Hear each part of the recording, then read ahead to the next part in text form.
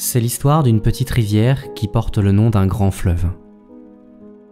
Un cours d'eau apprécié des cygnes, des carpes et des libellules. Discret affluent traçant sa route à l'ombre de quelques robiniers. Prenant sa source à Saint-Aimant dans le Perche, le Loir traverse 4 départements, arrose 95 communes et finit sa course dans le ventre de la Loire à Angers. Les collectivités territoriales ont récemment eu la bonne idée de baliser un circuit intitulé Vallée du Loir à vélo. Il permet notamment de découvrir le décor qui inspira jadis Ronsard, natif de la région vendômoise, pour l'écriture de ses plus beaux poèmes. Je vous propose de découvrir cette sublime contrée à travers une balade à vélo organisée avec un groupe de Parisiennes venues découvrir la région, émerveillées par les trésors de cette vallée coquette et silencieuse.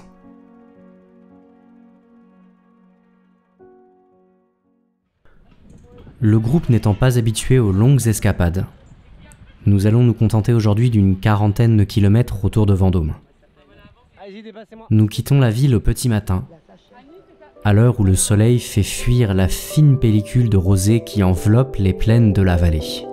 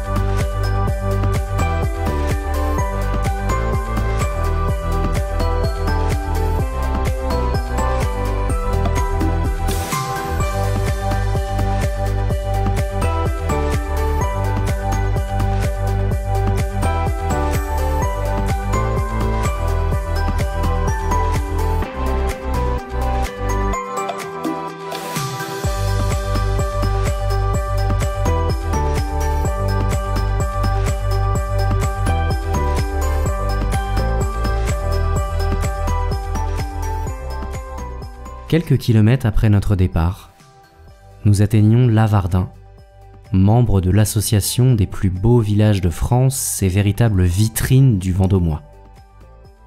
Nos regards se tournent mécaniquement vers le château, planté au sommet d'un imposant promontoire rocheux. Il semble avoir beaucoup souffert des conflits d'autrefois, mais son donjon haut de près de 30 mètres tient toujours fièrement debout.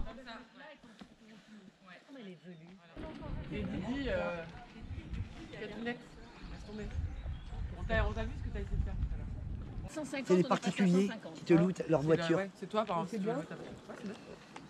Un mec en est tombé comme ça. Selon la légende, ce serait à Lavardin qu'en 1448, le roi de France Charles VII aurait offert à sa favorite Agnès Sorel les premiers diamants de France. Amoureux transi de la belle Picarde, le roi la couvrira d'or et de tendresse durant les 5 années de leur relation. Nous descendons le coteau et découvrons la sublime église Saint-Genest. D'architecture romane, elle abrite en son sein des fresques d'un autre temps, dont l'état de conservation est jugé exceptionnel par les spécialistes. Nous descendons encore et rejoignons le cours du Loir. Nous tombons nez à nez avec un autre édifice remarquable, le pont gothique de Lavardin. Construit au XIIIe siècle, il s'étire sur 56 mètres et permet de rejoindre la fameuse promenade du poète.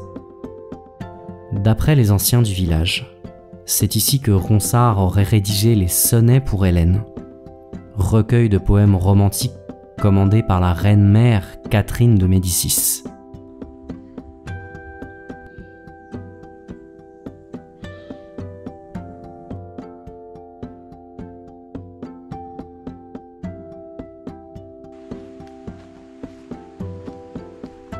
Nous reprenons notre route et rejoignons Montoire-sur-le-Loir.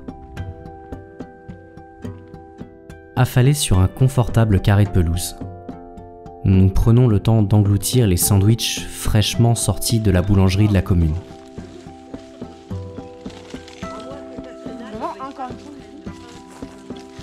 L'estomac plein à ras-bord, nous renfourchons nos vélos et reprenons notre vadrouille vendômoise. Il est 14 heures. Les températures ont triplé depuis notre départ au petit matin. Nous pouvons de ce fait ôter nos vestes et profiter de cette douceur printanière.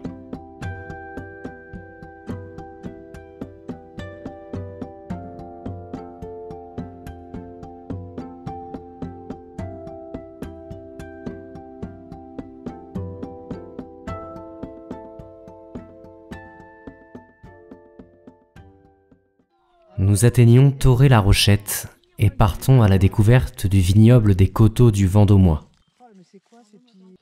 Nous croisons sur notre chemin Tornado et Bucéphale, les deux mascottes du village.